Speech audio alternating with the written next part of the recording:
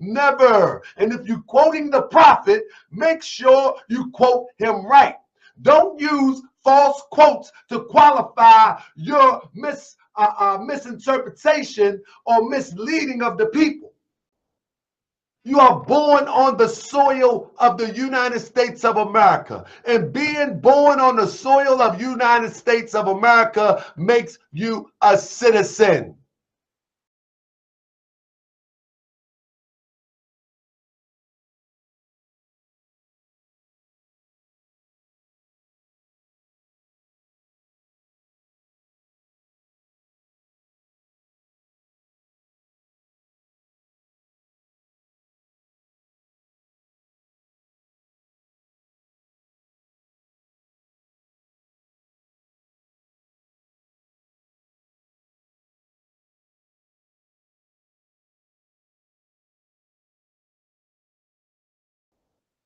You are born on the soil of the United States of America. And being born on the soil of United States of America makes you a citizen.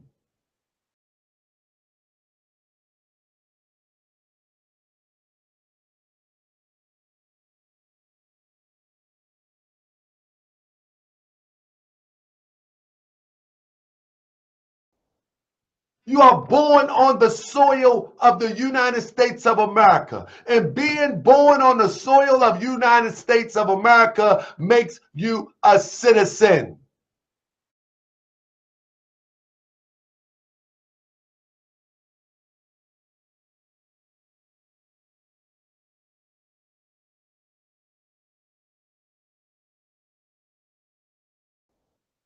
You are born on the soil of the United States of America. And being born on the soil of United States of America makes you a citizen.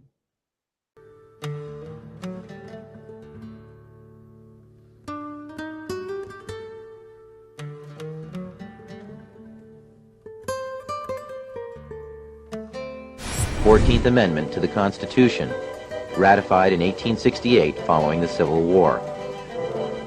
As barbaric as it may sound today, the black slaves prior to the conclusion of the Civil War were legally considered to be property, with none of the rights or privileges of free-born people, only duties.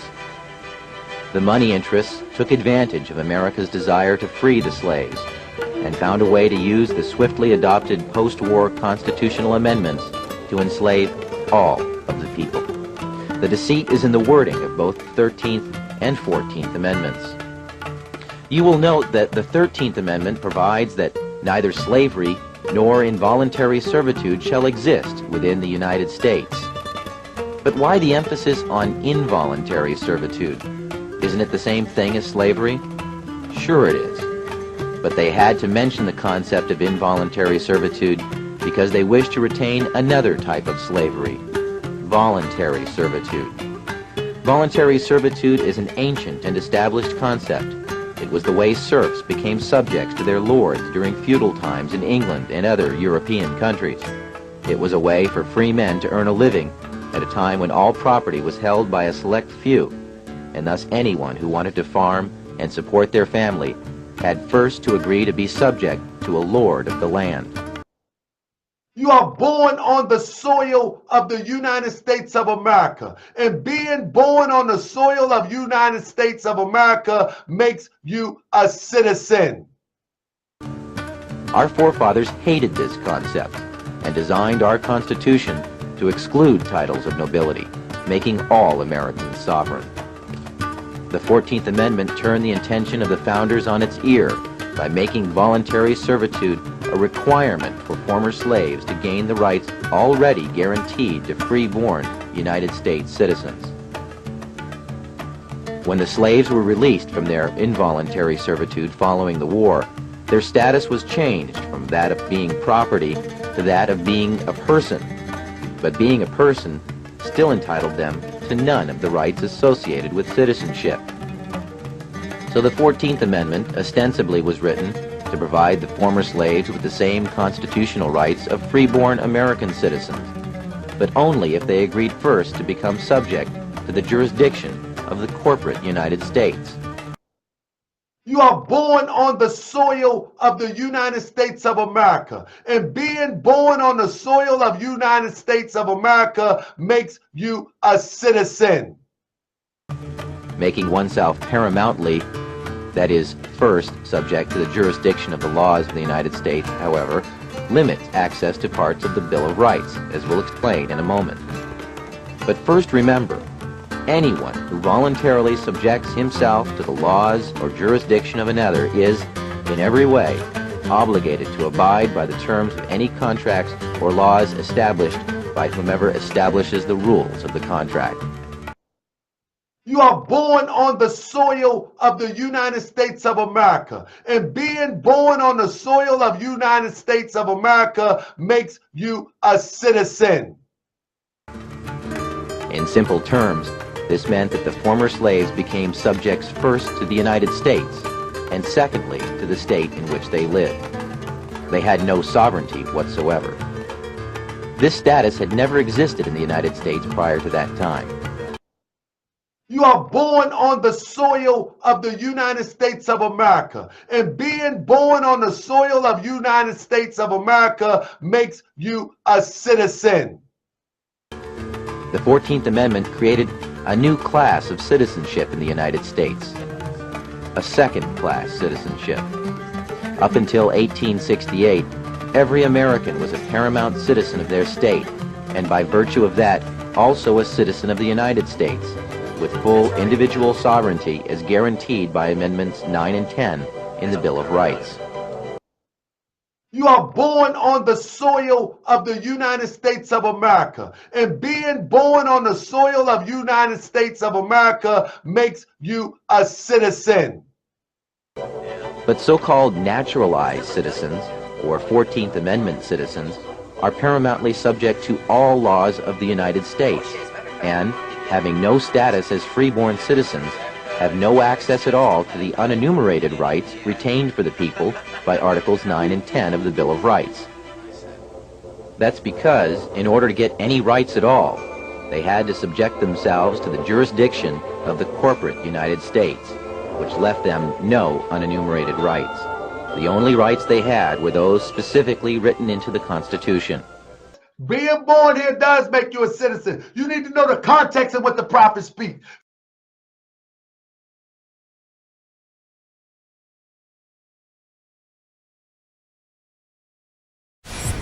Well, statelessness is a reality for more than 12 million people across the globe, according to the United Nations High Commissioner for Refugees. Disallowed access to a nationality, hundreds of thousands continue to endure a marginal, shadowy existence, feeling the generational impact of a lack of documentation on their basic human rights and freedoms. To shed some light on the issue, we have in our Pretoria studios Liesl Muller. She's an attorney in the Statelessness Project for Lawyers for Human Rights. Good afternoon, Liesl, and thank you for your time on the PM News Desk. Good afternoon. Break it down for us, Liesl. What is statelessness exactly? Well, in terms of the international conventions on statelessness, a stateless person is someone who is not considered to be a citizen of any country in the world. So the person is without a country to recognize his rights, and he is effectively rightless and without a state to protect its rights also. Being born here does make you a citizen. You need to know the context of what the prophets speak. This effectively leaves a human being without a nationality. Tell us how one's rights are violated without nationality or without citizenship. You are born on the soil of the United States of America. And being born on the soil of United States of America makes you a citizen. The past decade alone, January 24th, 2004, Timothy Stansberry, Brooklyn, New York, unarmed. November 25th, 2006, Sean Bell, Queens, New York, unarmed. January 1, 2009, Oscar Grant, Oakland, California, unarmed. January 29th, 2010, Aaron Campbell, Portland, Oregon, unarmed. July 18th, 2011, Alonzo Ashley, Denver, Colorado, unarmed. March 7th, 2012, Wendell Allen, New Orleans, Louisiana, unarmed. September 14th, 2013, Jonathan Farrell, Charlotte, North Carolina, unarmed. July 17th, 2014, Eric Garner, Staten Island, New York, unarmed. August 9th, 2014, Michael Brown, Ferguson, Missouri. This week in the route, Dred Scott sued for his freedom on the grounds that he and his wife had for many years lived in a free state. His case eventually went to the Supreme Court, and in 1857, Chief Justice Roger Taney declared that Scott had no right to sue because as a black man, he was never intended to be an American. Speaking on the clause in the Declaration of Independence that all men are created equal, Taney wrote, quote, "It is too clear for dispute that the enslaved African race were not intended to be included and formed no part of the people who framed and adopted this declaration." Being born here does make you a citizen. You need to know the context of what the prophets speak. Taney went on to say that black men had no rights which the white man was bound to respect. No rights which the white man was bound to respect. No rights which the white man was bound to respect. No rights which the white man was bound to respect. Being born here does make you a citizen. You need to know the context of what the prophets speak. The Negro is to be free. He must move down into the inner resources of his own soul and sign with a pen and ink of self-assertive manhood his own emancipation proclamation.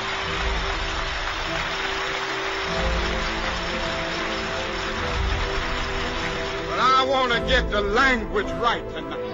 I want to get the language so right that everybody here will cry out, yes, I'm beautiful.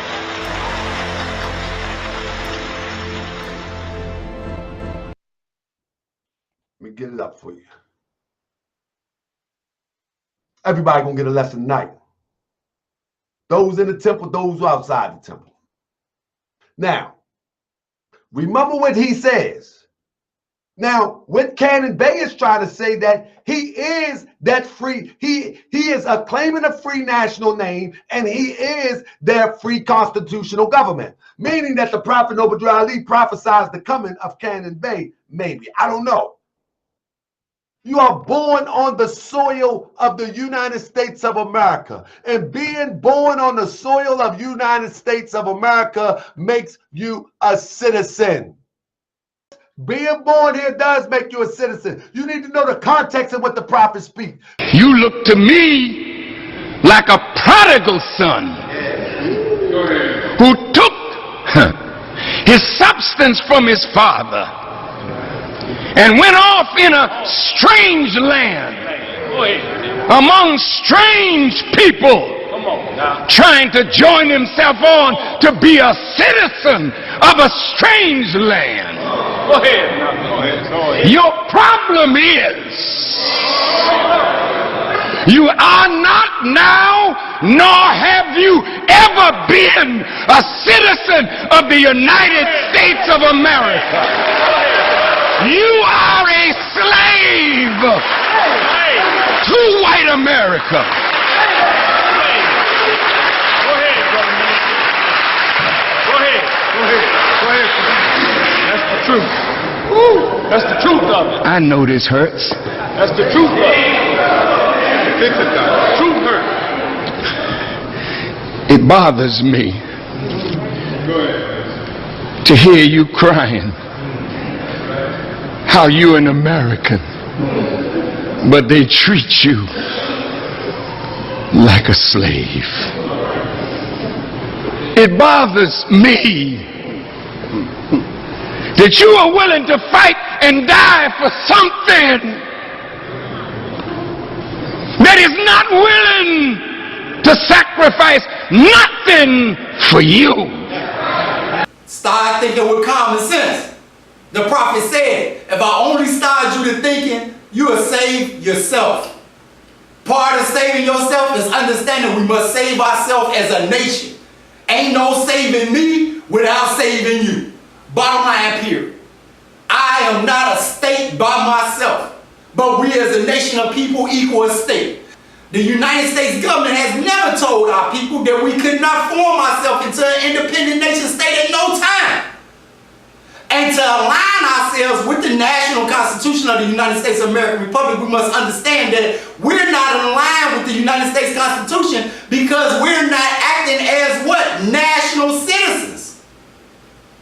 Because if we were national citizens, we would have what? A state.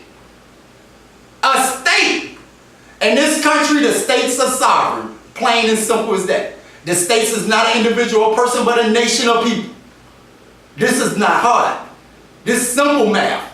I'm giving you the numbers. You do the math. Add it up. Right now, Moors nationwide that's running around in these temples talking about they Moorish Americans are simply African Americans that's Moorish conscious because they still out of law. This flag represents a state. It don't represent Moorish Science Temple of America. It represents a state. When the architects of our republic wrote the magnificent words of the Constitution and the Declaration of Independence, they were signing a promissory note. This note was a promise that all men, yes, black men as well as white men, would be guaranteed the unalienable rights of life, liberty, and the pursuit of happiness.